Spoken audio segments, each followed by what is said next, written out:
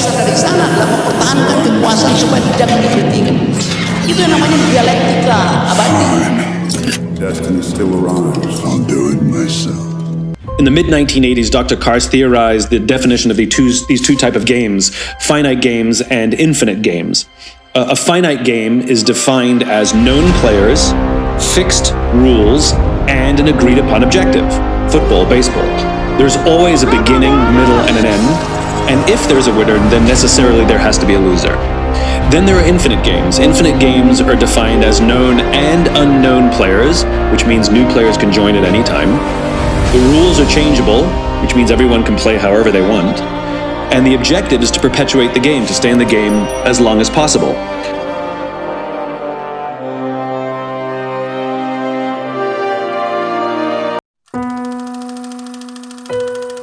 Jadi jangan terlalu serius. Kita punya rencana yang besar, tapi kita tidak boleh tegang.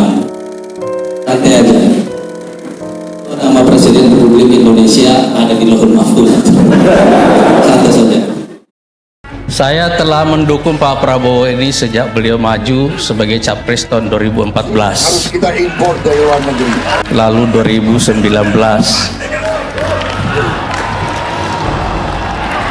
Tapi beliau kalah dalam 2 kali maju itu untuk lawan yang sama, Pak Jokowi. Waktu beliau kalah tahun 2019 yang lalu, kami di pimpinan Partai Gelora, tepatnya pada tanggal 6 Oktober 2019, datang bertemu dengan Presiden Jokowi supaya Pak Prabowo dimasukkan di dalam kabinet. Menteri Pertahanan Bapak Prabowo Subianto. Selamat pagi, Pak. Saya bilang, Pak, ini periode kedua Bapak dan akan ada krisis besar yang menimpa dunia. Rest assured, I and my fellow Avengers stand ready to prevent Thanos. Saatnya Bapak menjadi pemersatu bangsa. Are you nuts? Kita lupakan yang sudah lalu. Kenapa kalian ketawa? Pertahanan Indonesia rapuh, kalian ketawa. Is everything a joke to you? Lucu ya? Kok lucu? Elit Indonesia harus disatukan. Kalau Bapak bisa merangkul Pak Prabowo, Bapak akan menjadi Bapak bangsa. Seseorang itu kalau sudah jadi presiden, itu jejak partai dalam dirinya itu hilang. Karena dalam tradisi kita bernegara itu, loyalitas itu adalah kepada rakyat. Jadi kepada bangsa.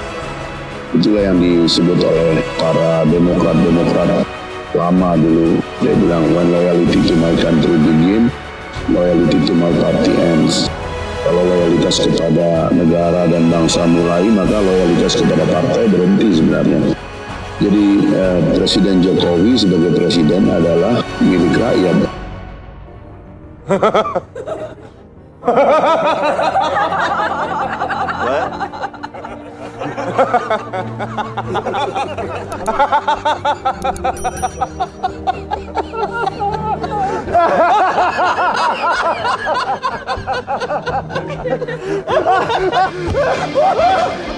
And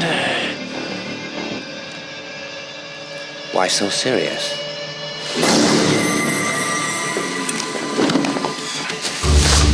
Now, satu-satunya hal yang dibagi rata oleh Tuhan pada manusia adalah otak.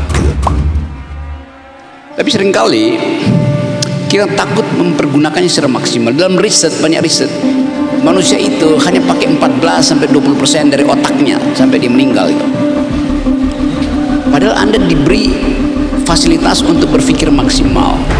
Berarti 80% otak mau nganggur atau tidak diaktifkan karena faktor kekuasaan. Satu-satunya menghalangi kita berpikir adalah kekuasaan. Jadi konfrontasi antara kampus dan istana itu adalah sunatullah. Jadi persoalkan lagi, ya memang begitu. Dasar dari kampus adalah mengucapkan kritik. Karena ada metodologi di kampus. Dasar dari sana adalah mempertahankan kekuasaan supaya jangan dikritikan. Itu yang namanya dialektika abadi. Karena itu nggak pernah kalian selesaikan. Tidak ada Nggak gue pulang. keterangan lain kenapa kita belajar di kampus itu selain ingin menguji dan ingin menguji. Dosen ingin menguji saya ingin menguji dosennya tuh. Kekuasaan tidak ingin diuji. Asbabun nusul dari kekuasaan adalah absolutisme. Asbabun nusul dari kampus adalah nihilisme. Dua hal yang secara ontologi berbeda. Jadi masuk akal kalau konfrontasi itu terjadi. Sekarang ada pemimpin ditetapkan sebagai pemimpin dan bukan hasil skrutinisasi kampus. Coba kita tanya, yang beredar sekarang pemimpin itu hasil siapa? Hasil lembaga survei, bukan hasil akumulasi pikiran kampus. Karena itu kita menguji apakah mereka yang disurvei oleh lembaga survei yang dibiayai pemerintah mampu nggak bertengkar di dalam kampus. Itu akhirnya persoalannya. Supaya kita pastikan kendati mereka bukan kita loloskan melalui aktivitas, tapi mereka mampu untuk meminta diuji di kampus. Saya ingin Prabowo diuji di kampus. Saya ingin Anies Baswedan diuji di kampus. Supaya kita tahu kualitasnya seberapa. Kalau Ganjar gak usah diuji. Mbak, ya 10 terbesar lulusan terbaik itu jadi dosen. Oke. Ya dong, masa jadi MC? Siapa Mas MC? Saya jurnalis bukan MC. Bukan ya, jurnalis lah kalau gitu. Dan jurnalis profesi yang membanggakan loh Mas. Oh iya, maksud saya kalau Mbak lulusan 10 terbaik, kalau kemudian lulusan terbaik kan sebuah harapan bahwa dia kembali ke kampus dan kemudian mengajarkan ilmunya. Itu aja sebenarnya. Kecerdasan malam ini ada pada Anies. Ketulusan ada pada Prabowo, keangkuhan ada pada Ganjar. Angin memiri di pantai Makassar sambil bermain layang harap. Aku berdiri bersama Ganjar sambil menunggu Anies datang. Itu saya sampaikan, Wakanda no more, Indonesia forever. Kalau dia bisa makan kepalanya sendiri, percaya bahwa saudara Anda mengawalkan sendiri, itu nggak? Saya tidak percaya bisa makan kepalamu sendiri. Sosial media itu nggak ada hilang. Ini jadi. Gede banget menangnya. Menangnya gede banget loh. Di luar prediksi orang ya. Iya. Spektakuler ya. Isu lagi di sini luar biasa. Ngeri loh itu. Tidak, bukan Indonesia tuh, Konoha dan Wakanda tuh. Mengilustrasikan, menganalogikan Presiden Jokowi sebagai kapten sepak bola. Dia kan pemimpin pemerintah, dia kepala negara. Iya, dia saya ibaratkan kapten kesebelasan. Kapten timnya namanya tim Indonesia. Beliau kaptennya. Dan Prabowo Subianto striker. Nah, dia dong.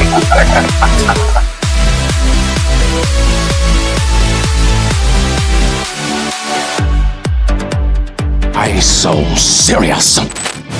Let's put a smile on that face. Captain Sam, can you hear me? On your left.